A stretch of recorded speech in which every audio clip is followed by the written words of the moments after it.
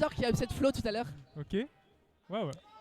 Ouais, donc il y a eu vraiment des choses qui se sont passées dans ce tournoi qui sont assez sympathiques. Je crois qu'on a eu une poule A qui était un petit peu plus sage, il me semble. Et la poule B, là, il y a vraiment beaucoup de choses qui se passent dedans. Ouais, c'est vrai que, en tout cas, en stream sur la poule A, il y a eu, il me semble-t-il, un peu moins de surprises. Ouais. Alors que là, il se passe des choses entre les upsets et les défis, comme on l'a à l'écran. Bah, on a un match qui peut nous donner beaucoup de choses et on pourrait avoir un Ekal côté winner side. Ce serait extrêmement beau. Des fois, il se passe un truc, des fois, quand vous upsetez quelqu'un. Vous faites un gros upset, là en l'occurrence c'est Shirio. C'est qu'après, pour confirmer derrière, c'est pas toujours facile. On voit très souvent des gens de bracket qui upset Factor 1000 et qui juste après se font eux-mêmes soit upset, soit juste perdre contre quelqu'un contre qui ils auraient pu gagner. Et c'est là qu'il faut confirmer. Et là, rentrer winner side pour Ekal serait une performance des plus grandes, surtout pour un joueur qu'on n'attendait pas ici. Et oui, je pense que psychologiquement, tu as un facteur qui est un petit peu genre j'ai fait une super win, je me relâche. Et du coup, derrière, c'est super dur de continuer à rester dedans, à rester focus. Et là, en tout cas, il nous montre qu'il reste focus, en tout cas dans son match. Et les deux personnages sont vraiment là pour se taper dessus à fond. Hein, là, ça tire vraiment pas mal. En plus, on a Terry qui clignote, on a le Go Zizi en réserve et malheureusement à la poubelle directement avec cette dash attack. Bakker qui va prendre ce stock, là c'était magnifique. On a complètement profité de la moto pour pouvoir conditionner son adversaire, c'est-à-dire que ok, cette moto elle a pas tué, mais elle servait pas à ça, cette moto elle servait juste à créer un timing pour pouvoir placer un Bakker et prendre la stock. Et là on n'a plus de go, on va devoir malheureusement jouer aux échecs. Et oui, très très bien, mais du coup c'est vrai que sans le go on va avoir un petit peu plus de mal à tuer, mais cependant, Terry ne manque pas de confirme. S'agit-il encore de les trouver au corps à corps, puisque Wario va se montrer très très évasif autour de ces jabs, de ces down tilts que Terry va venir chercher. Et là, on a déjà 74% de récupéré et on arrive bientôt au waft. On arrive bientôt au waft et c'est vrai que déjà qu'un Wario en retard, ça peut faire peur. Alors un Wario en avance qui vaut mieux un Bakker. Et là, on a un go, certes. Mais on a aussi un Terry qui peut être vulnérable off stage, un Ubi qui est parfaitement space pour ne pas mourir, un Bakker qui va envoyer Terry une nouvelle fois off stage, peut-être trouver ce forward air qui va pas encore avoir raison, sauf que là on conditionne tellement, on a un Ekal qui maîtrise ce ledge, il est chez lui à la maison et on a un go qu'on n'arrive vraiment pas à placer, Tashana qui n'est pas puni, le Ubi qui va prendre, c'est ce stock.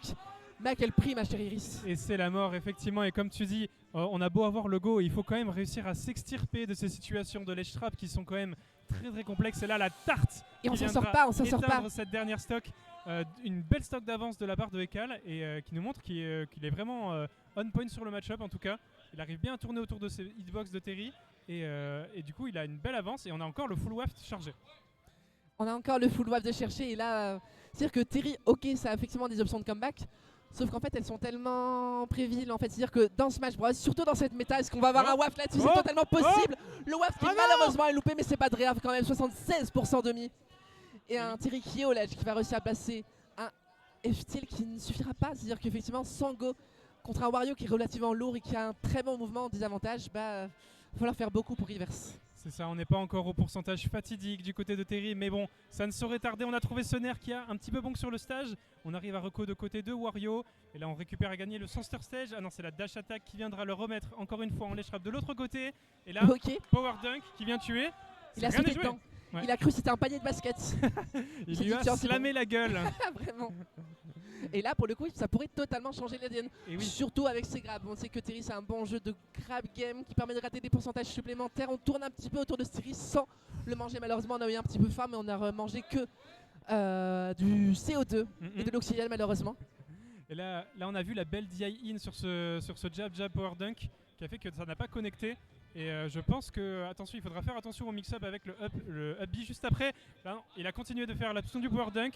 Donc là, peut-être qu'on le verra pour une prochaine fois ce mix-up. Mais là, on est en alley trap et c'est compliqué pour revenir du côté de Wario. Est-ce qu'on va réussir à se dégager de ça? Et c'est le Power Dunk. Et on n'a pas eu besoin d'Hugo finalement. Même pas. Hugo, il est resté en backstage. On n'a pas besoin d'Hugo, c'est bon. Il n'y a pas un joueur connu qui s'appelle Hugo? S'il y en a quelques-uns, il y en a pas mal. Pas besoin d'Hugo. Ils sont pas là aujourd'hui, malheureusement. De quoi? Hugo Talinèche, peut-être? Tout à fait, mais Talinèche qui doit être au fond de l'avenue en train de digérer. Mais alors, on a quand même une belle force de mental et d'adaptation de la part du joueur de Terry. C'est-à-dire qu'on était tellement en avance. Je pense qu'en gros, ce qui s'est passé, c'est que quand le Wario a malheureusement pété dans le vide, on a une certaine libération en mode attends 2 secondes, mais je peux reverse en fait. C'est ça, genre en fait, une fois que tu as plus ce fear factor du P, c'est vraiment quelque chose. Enfin, dans le match-up, tu peux te dire ok, bah là en fait, j'ai le droit d'être au corps à corps, j'ai le droit d'être un petit peu moins précautionneux autour de comment je vais me faire approcher avec un up tilt, avec un air, landing, etc. Donc en vrai, très belle remontada de la part de One Brawl. Et en tout cas, 2 joueurs que je connaissais pas et que j'apprécie beaucoup regarder, là ça bouge très bien. Très clairement. Ekal a beau cette fait reverse. Moi, il y a quelque chose dans ce match ce que j'appelle une fausse victoire. C'est-à-dire que, ok, bien sûr, on a One Brawl qui a gagné, sauf qu'en fait, Wario était tellement en domination tout le temps que là, mentalement, on peut quand même se dire, ok, c'est pas très grave. J'ai quand même chopé beaucoup d'informations sur mon adversaire Terry. Et reverse en tout cas reprendre cette deuxième game, ça me fait pas peur. Et on va voir si Ekal, qui est quand même un joueur relativement jeune, va avoir la puissance et effectivement la présence d'esprit pour pouvoir garder son avantage. Ouais. Et là, notamment sur ces phases de ledge, on a su exceller. Malheureusement, cette fois, on s'est fait reverse, on a failli choper un back air là-dessus. Et pour l'instant, alors qu'on chopait beaucoup d'avance sur les premiers instants de la game, visiblement, c'est Terry qui mène de nouveau les débats. Et j'ai l'impression qu'on voit beaucoup les 2 personnages qui tout le temps ont des avantages en fait. C'est soit l'un, soit l'autre. On voit très peu de phases de un peu de footsies ou quoi. On va reculer. Non, là c'est vraiment genre il y en a un, on les schrappe, l'autre le lâche pas, et ça s'inverse. Et ça fait ça depuis le début. Et là, du coup, une belle stock d'avance de la part de One Brawl qui nous montre que peut-être que la game d'avance n'était pas qu'une fausse victoire finalement. Et là, cette fois, on a les pourcentages pour le go, 84% pour Wario. Là, on pourrait prendre quelque chose, un confirme. C'est pas en tous les cas, on n'arrive pas à trouver pour le moment le neutral qui, du coup, ça se reset un petit peu. Et là on a le go, non seulement on a un tir avec de la rage, mais on a aussi un tir qui pourrait prendre du stock en plus. Et malheureusement on s'est un petit peu emmêlé les pinceaux off stage. Malheureusement on s'est pris un petit peu pour Bowser Junior. Mais non, c'est bel et bien Wario qui, heureusement, lui rend directement la politesse et revient un petit peu dans cette game. Et pour l'instant il a pris une stock de retard. Mais finalement est-ce que c'est pas ce dont on a besoin? On avait Ekal qui tout à l'heure avait de l'avance et malheureusement a fait tomber son avance dans le lavabo. Et bien est-ce que ce serait pas d'un retard qu'on a besoin et d'un waft qui pourrait être bien pensé pour pouvoir revenir dans cette game? C'est ce qu'on va voir prochainement. J'aime beaucoup en tout cas le lavabo avec l'histoire du waft. On a un thème salle de bain qui est très bien respecté. En tous les cas, là on est full chargé du côté de Wario. Est-ce que malgré cette petite stock perdue dans le vide, est-ce qu'on va réussir à revenir? En tous les cas, là Terry qui se retrouve encore une fois en situation de ledge trap. Est-ce qu'on va pouvoir remonter le back air qui vient bien positionner au niveau du ledge? Et là, j'ai cru qu'on allait encore une fois se faire avoir le footstool. Et là on arrive à regagner le center stage pour Terry. Mais bon, encore une fois, est-ce qu'on va pouvoir revenir? Offstage, j'aurais imaginé des phases un petit peu plus profondes en fait. C'est-à-dire qu'on a quand même beaucoup d'outils avec Wario pour effectivement taper Terry avant qu'il puisse faire ses coups. C'est vrai qu'on a de l'intangibilité sur le hobby. C'est pas si facile à chercher offstage. Cependant, on est obligé. On est obligé si on veut prendre les stocks de faire ce genre d'interaction. Sinon, on se fait reverse. On laisse Terry remonter sur le terrain et on se fait prendre la deuxième game de ce set. Malheureusement, une game 1 qui commençait bien, mais une game 2 qui nous échappe des mains. Mais on sait très bien qu'Ekal peut avoir les ressources pour aller plus loin. On a upset Chariot tout à l'heure et j'espère que le scénario dont je parlais tout à l'heure, où on faisait un upset facteur beaucoup, je sais pas combien, mais facteur beaucoup, peut-être 3, sur Chariot, et on se fait après battre par One Brawl qu'on pourrait battre. Je ne lui souhaite pas, mais je pense que Ekal peut avoir les ressources. On a vu beaucoup de patience côté Wario. On a vu beaucoup de patience effectivement d'un jeu qui est assez sage et qui peut laisser place à l'adaptation, qui peut laisser place à effectivement dire bon, ok, c'est pas grave, je peux jouer plus lentement, plus vite. Et on va voir comment ça va passer sur ce game 3. On est de nouveau de retour sur Small Battlefield. Et là, en tous les cas, c'est une map qui est à l'avantage de Wario au niveau de ses combos. Mais par contre, on l'a vu, en ledge trap, ça peut être compliqué de s'extirper un petit peu de ces phases de Terry qui te shark au down tilt, qui va faire attention à ce que tu vas faire pour sortir de ce ledge. Et du coup, j'espère qu'en tout cas, on va le voir un petit peu plus longtemps. On va le voir récupérer cette game 3. Dans son upset contre Chariot, je sais pas si c'était 3-0, 3-2, est-ce que tu as l'info? C'était 3-2 il me semble. 3-2, ouais, donc ça peut être potentiellement un joueur qui sait aller en game 5, qui sait s'adapter. Ouais. Donc j'ai très envie de voir ça pour qu'on ait un petit peu plus de ce match-up, parce que c'est en tout cas très intéressant de voir comment les deux joueurs tournent autour des options, chacun des options puissantes en fait, des options de comeback, du waft et du go. Donc on va voir comment ça se passe. Alors qu'on a de nouveau un go dont on n'était encore une fois pas tant servi. On est de nouveau au stage et là on a vu que c'est là qu'on pêchait un petit peu. On a un Wario qui se sert surtout de son ledge trap et qui effectivement avec des F-tilt, des back air et ce genre de phase, malheureusement on s'est un petit peu emmêlé les pinceaux.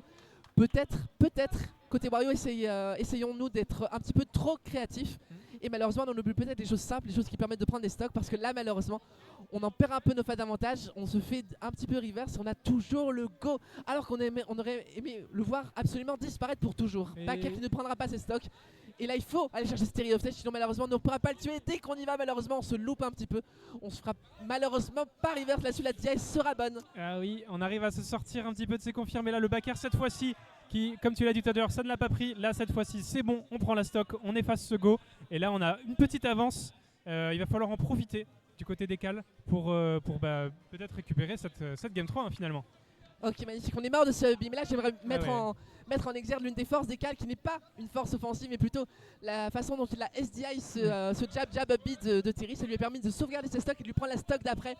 Et SDI contre Terry, certes ça se fait relativement bien, mais le problème c'est que vous êtes obligé de l'alterner entre SDI in contre le power dunk, SDI out contre le B. Là il a fait parfaitement, ça lui permet de reprendre une stock. Et il en a besoin Ekal parce qu'il était en retard, mais là on a une très légère avance qu'on souhaite conserver. Attention à ce down air, c'est l'un des plus puissants du jeu.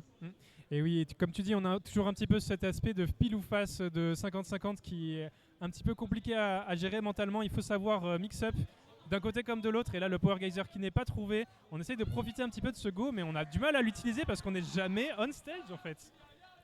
On est toujours en train de se faire transballer entre le ledge à gauche, le ledge à droite. Et là, dans la crowd, on entend le wa de Wario que vous connaissez si bien, qui va peut-être réussir à trouver. Ok, notamment sur cette phase. Ah non, c'est pas encore réussi. Ok, upper, wafts. Ah magnifique. C'était parfait, on a su mettre de la pression, c'est ce que j'adore en fait avec ce jeu de avec le jeu de waft et le jeu de upper notamment. C'est-à-dire que évidemment quand vous avez un grab avec Wario, vous avez un upper qui est true. Ok.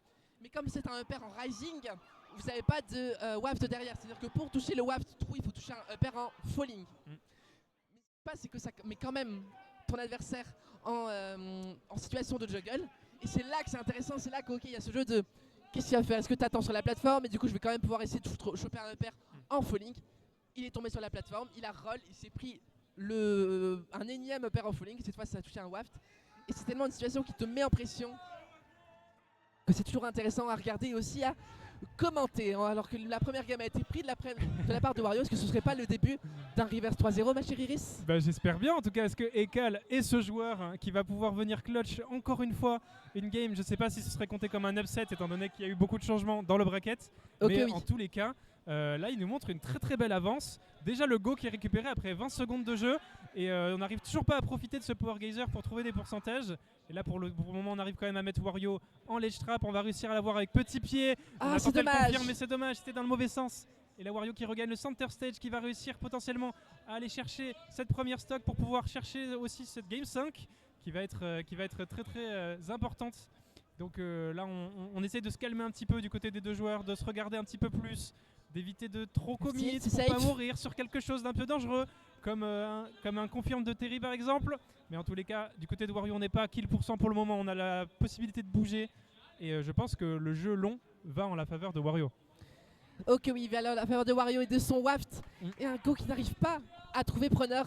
Le gros problème, oh attention on a le temps des timeline 2, on savait que ce down B dans les airs était absolument safe et là malheureusement on se fait punir sur le seul side B contente et là c'est dur parce qu'il avait jamais fait depuis le début de la game et surtout on avait un Wario qui shieldait beaucoup donc on se disait ok peut-être que je peux pas le placer le power zero, ça se shield, il y a beaucoup de choses qui se shield dans le go de Terry, c'est ça qui est assez difficile avec le personnage. Oui. C'est que le shield est une bonne réponse à beaucoup des coups de Terry, même si on a le grab et qui peuvent tuer notamment avec des up B et autre chose. Oui.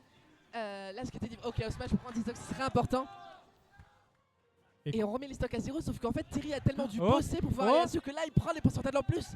C'est écrit 72 mais dans sa tête c'est écrit 80 000 vraiment. Vraiment hein, parce que surtout quand tu commences à te prendre ses nerfs, ses upper, c'est terrifiant. On n'était pas encore avec le full wall, du coup on n'a pas pu trouver ce confirme terrifiant. Mais du coup on va le garder pour la dernière stock, ce qui est encore pire en fait. Parce que c'est vraiment la stock où t'as pas envie de te faire avoir par ce genre de confirme.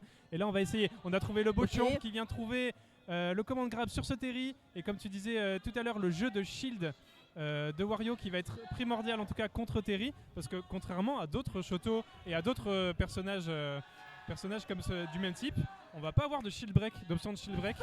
Et là c'est le ledge trap qui est un petit peu goofy. C'est folie. C'est-à-dire que, tu te rends compte, genre, il ne peut pas sortir de ce ledge, on est obligé de tenter des options comme ça pour le B.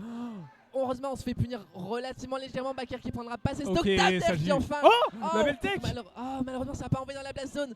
Mais on n'arrive pas à punir, on n'arrive vraiment pas à punir, on a trop de rage. Les coups de Terry ne sont pas tout le temps trop notamment ces portages là, et on n'arrive toujours pas à se servir de Go. Je sais même pas si on a pris une seule stock avec depuis le début du match. Non, je crois pas non plus, hein, mais là j'aime pas trop ce que je suis en train de voir pour notre ami Wario, parce qu'on est en train de galérer à trouver cette stock, et là on pourrait partir sur n'importe quoi. Oh, c'est la best potage. Mais qu'est-ce que c'est que ça? Qu'est-ce que c'est que cette option? Je connaissais même pas.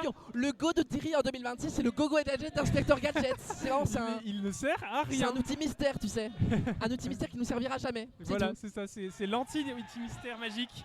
Mais en tout cas, on a encore le Waft, du coup, rien n'est joué. Et là, on arrive à Paris, ce dernier hit. Ok, on remonte. Et là, il faut faire très très attention du côté de Terry. Ok, on arrive à reset. Et là on vient trouver jab, mais Into rien du tout. Il a tapé la moto. Ouais. Peut-être son chat est mort roulé dessus par une moto quand il était petit, peut-être. Genre il a des comptes à rendre. Ok, très belle attente. C'était pour ça la veste de biker. Ne trouvera malheureusement pas preneur. Malheureusement les PF finissent souvent malheureusement dans le lavabo, mais c'est pas très grave. Ok, attention, Sadby qui a été fait dans les airs pour mixer up un petit peu. On a vu qu'on avait plus trop de shield côté Wario et ça nous permettrait peut-être de reverse, sauf que c'est bel et bien Ekal qui pour l'instant joue un neutral relativement impeccable, même si on arrive à se faire un petit peu plus loin là-dessus. On profite de cette plateforme de l'obation pour extendre un petit peu le temps, alors que le down air ne prendra pas ses stocks, car on a la moto.